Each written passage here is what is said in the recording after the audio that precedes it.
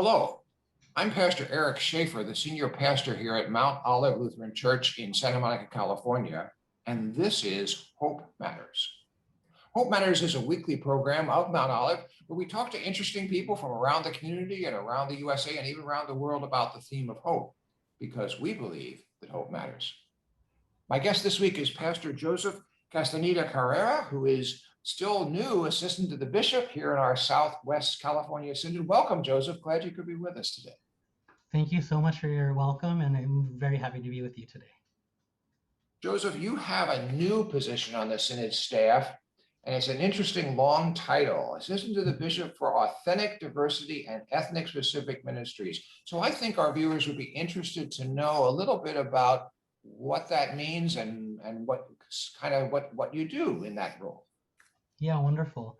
Well, yeah, I think that we did not go for brevity with the title. I think we making it as clear as possible to people what I would be doing. So my position emerges out of a long history in the ELCA actually, and it emerges from when we were founded. We set a 10% diversity goal, that we would hit 10% of ethnic diversity or English as a second language diversity.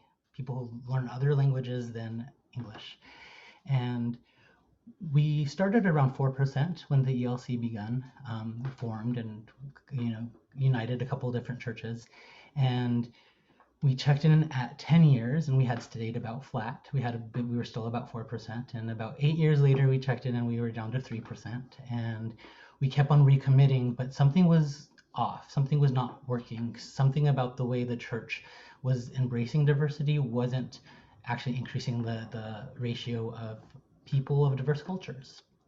So in 2016, the constitution of the ELC was changed to remove the 10% and to add something new. And now what all of our churches, all of our synods, all of our bodies are called to do is to know the demographics of their own context, their own neighborhoods, and then try to closely as possible match that demographic.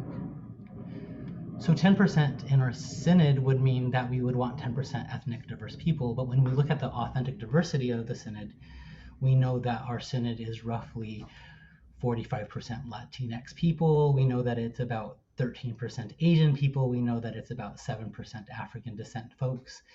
And that changes the ratios quite a bit and our goal quite a bit. And what it really does, and what I'm trying to do in my position, is take this goal of getting people who are different than us through intentions, which are good, and through our faith, which is very good, and transform those intentions into habits and routines, policies, budgets, patterns, and traditions. We're past a world where we can really want something and not actually do the action and the follow-up. It doesn't work anymore. I think we have seen how church often has a gap, a faith and a practice gap, where there's a gap between what we really believe is true and how we can mechanize it in the world. And that's really what my position is to do. So I'm doing a lot of training of congregations. I'm doing a lot of support of ethnic specific congregations.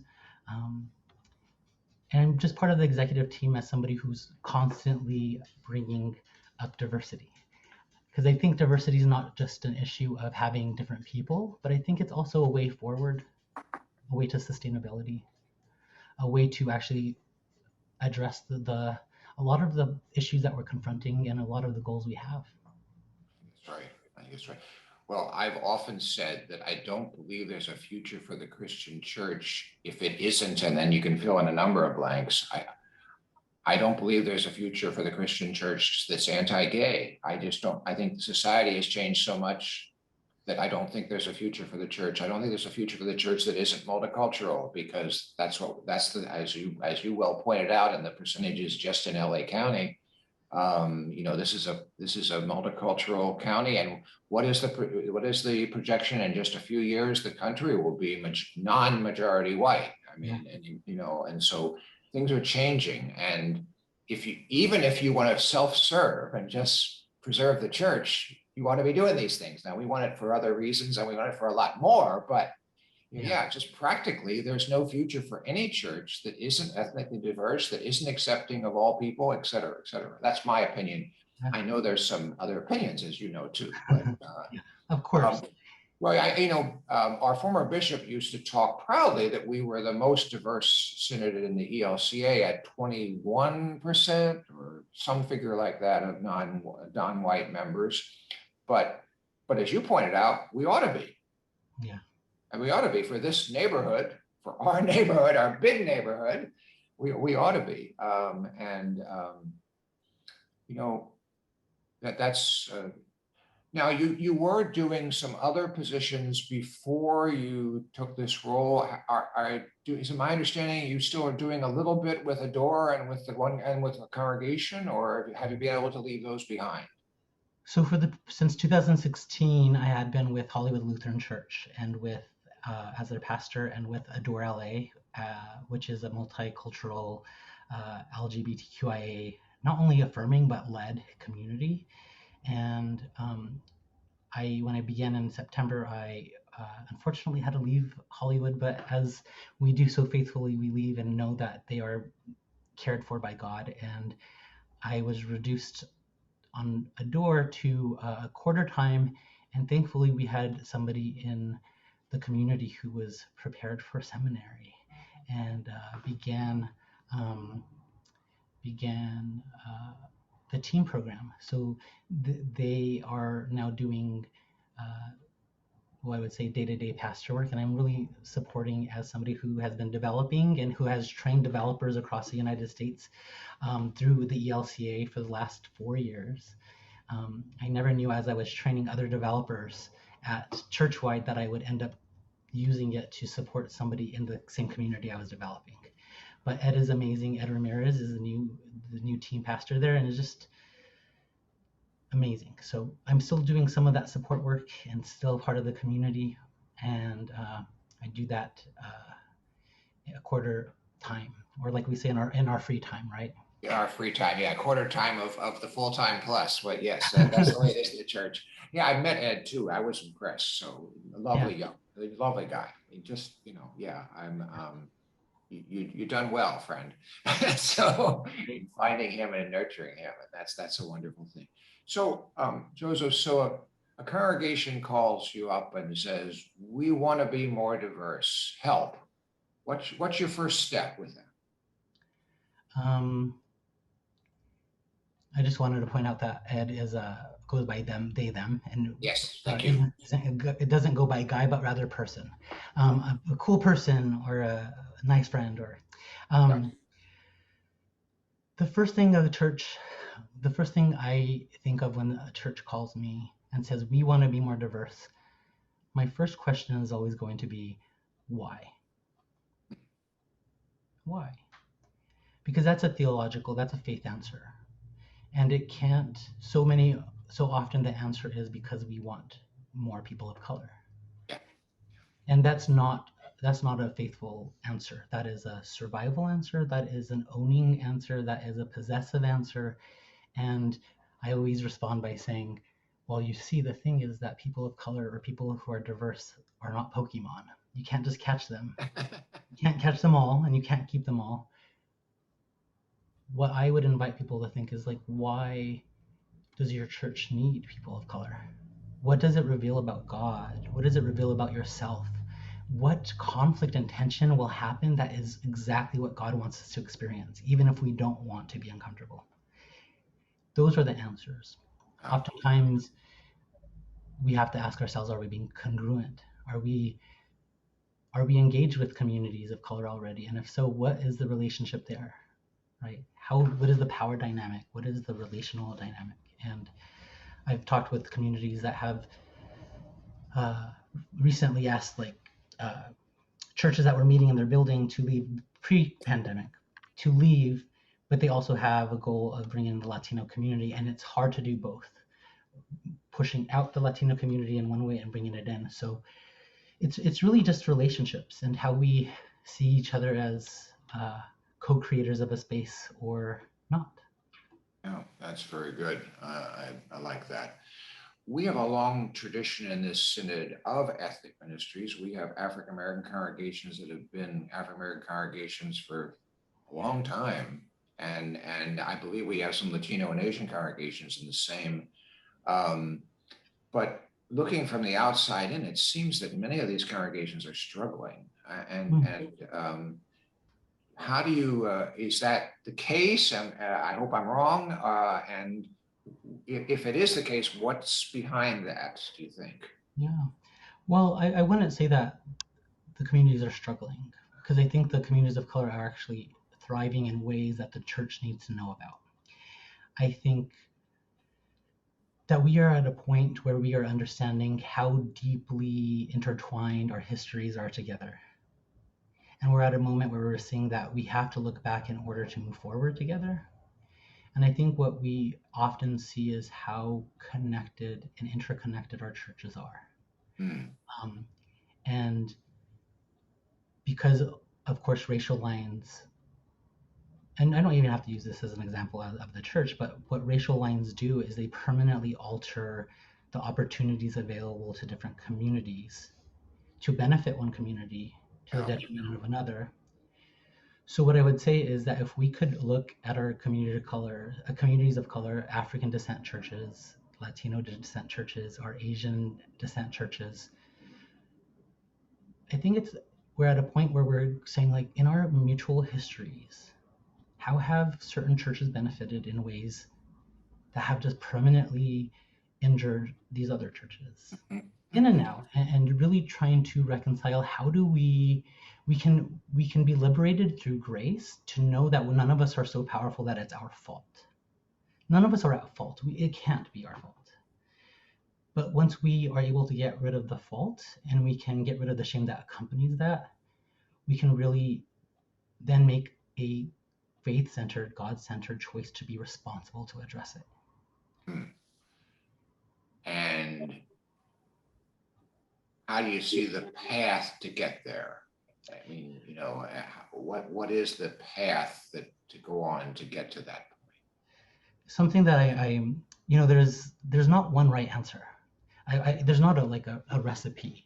And I think each community in a very autonomous way has to find their path forward. And what I'm really interested in doing is hearing what people think their way is, and then kind of being somebody there that can ask questions that point out little potholes in the idea. And I will be very frank. I'm a very frank person. I'm very transparent and honest. And I think when I say things, people don't take it as an insult because it's just honest. I have no judgment. I love this church so deeply.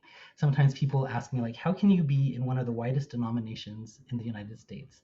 And what I say is, it's really easy once you know people and you love enough people to stick around. I only came back to church years ago now because I wanted to be able to fight with people, to fight with people who were telling me that LGBTQ folks weren't accepted and used the Bible against me. So I went back to church intentionally because I wanted to learn how to fight. And I was there long enough that when I finally felt confident that I could argue with somebody biblically, arguing was the last thing I wanted to do.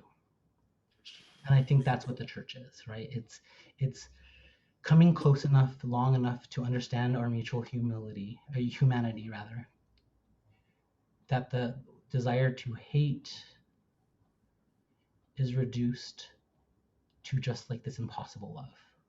Like, goodness, I love you so much, and this is so hard at the same time.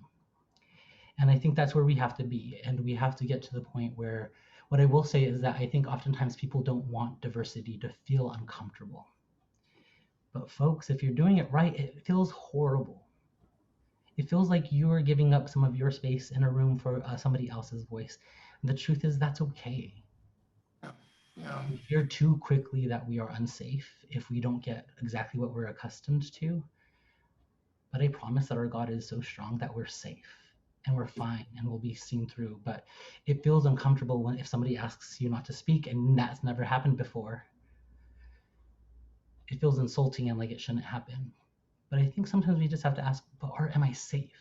Can I do this for them and see what's just beyond the fear of not being safe? And most of the time, it's better. It gets better. We're all building what what people call diversity stamina. And we just haven't practiced. If you haven't been around diverse areas, it feels really fatiguing really quick. It's like the first day you go for a run. It's like, oh, I'm not going to do that again. It's too hard. But if you keep it up for 3 months, it's going to get less hard and less hard. Well, that's a great analogy. That's a great analogy. Thank you. Yeah, I mean, so many of our ELCA congregations were at least started in areas that had very little ethnic diversity, but that's changing all around them, and that's the important. As you started saying, look at your neighborhood. How do you reflect that neighborhood? And that's yeah. Sounds like approaching it that way at least ought to be a lot less threatening for those folks. Yeah. And I think the perception of threatening is not justified. I think it feels threatening. Yeah. Also, when I was younger, I would turn off the light in my room and then run and jump on my bed because I felt like it was dangerous to walk and something would jump out of my bed. It doesn't mean that I was wrong. It doesn't mean that the fear wasn't real. It just means it's not justified. It doesn't exist in the same way. Wonderful. And I think that's what happens is people where we become so, we have what we think is our church and the way we want it, and we're so desperately clasping our hand around it that we think we're protecting what's inside. But what we're really doing is preventing God from putting something new inside of our hand. And I really believe that. I think that we're protecting something that we haven't seen for a long time because it's in our hands so tightly. But what we haven't seen is like sand. It's kind of just not there anymore. Right? It's kind of poured out. And I think people are there. That's the thing is I also believe deeply that people like really want this right now. I think it's a perfect timing for it because I think people have had like this radical renaissance of anti-racist and diverse desire and longing. I think God has put a longing in our hearts that actually has been moving our hands a bit. And I don't think that's been true for the last 10 years consistently. I agree with you. The combination of the pandemic and, racial reckoning and all, so many things have come together that ultimately be for good in this world, not just this country, but in this world. I believe that with all my heart. And thank you. So you've certainly alluded to the theme of hope in your work because you alluded that you do have hope for this church. But what does give you hope, Joseph, as you move around the Synod and talk to pastors and congregations and in your daily life? What gives you hope?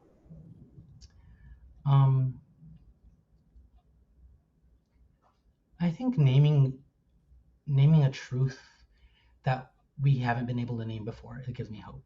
So earlier, I think I thought of this just now when you asked me earlier about the appearance or the perception that our African descent churches and Latino churches and Asian churches may seem like they're struggling a bit. And what I think is that I think that there's that perception.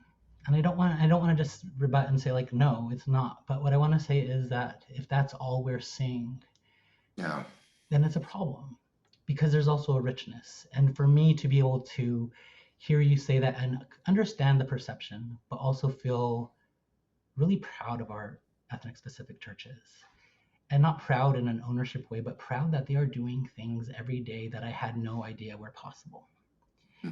And and sometimes not even with a building, and sometimes not even with a huge budget, but just in a way that reveals God's at work. And I think that sometimes we sit around meeting tables so long discussing what God is calling us to do that God has already found other people and doing it in the streets. And for me, I think that's what brings me hope, is that we can be prayerful through our actions. We can be prayerful and start. We don't need to know the full course of a solution before we begin. I think oftentimes we are rooted in a way that we want to know exactly how something's going to work and it's going to be successful before we do it. And what I've been realizing in the Synod and in our churches is that sometimes just starting is the prayer that we need in order for God to just fill us up.